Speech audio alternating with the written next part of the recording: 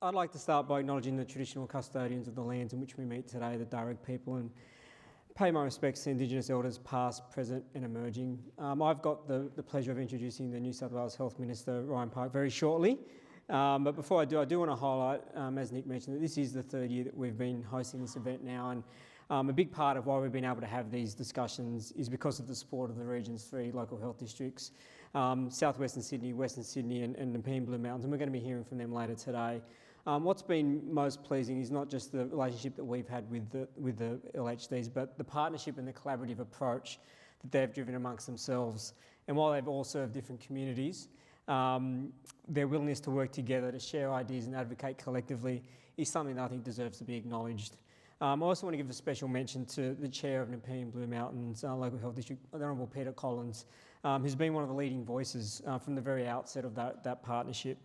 supporting a regional approach to healthcare, and we're certainly very pleased that you can host us here in Penrith today, Peter.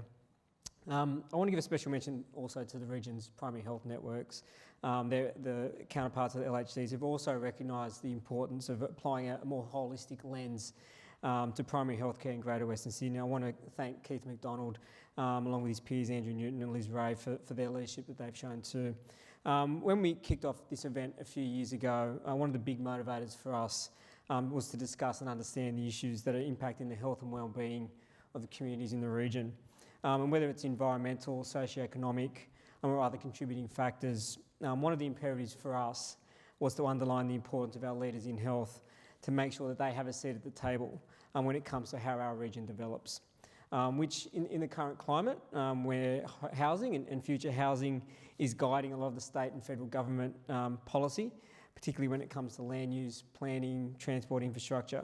ensuring the voices of our health leaders and the health needs of their communities are represented as part of this decision making has probably never been more important.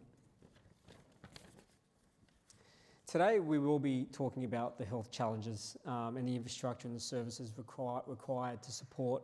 our region's growing and diverse population. But we also want to explore and promote the work that is happening across our hospital precincts and highlight the investments that have been made to ensure that not only do they have the best facilities but also the best people.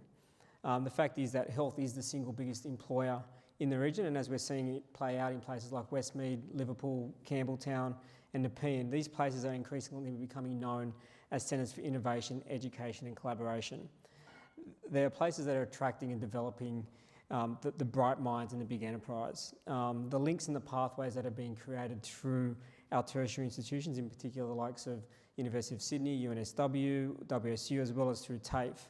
not only helping fuel industry growth, but also providing a local platform for young students to be globally renowned.